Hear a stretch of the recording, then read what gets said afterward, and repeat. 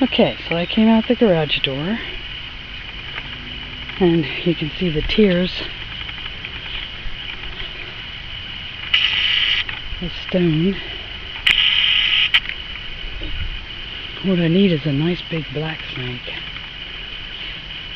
The coxcomb isn't doing very well this year.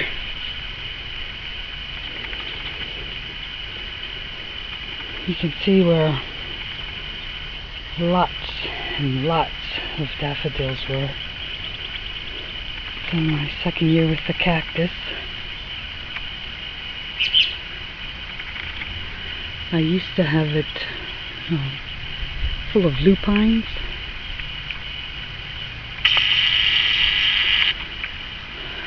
Little pets are buried back in there and under the maple. House is for sale next door.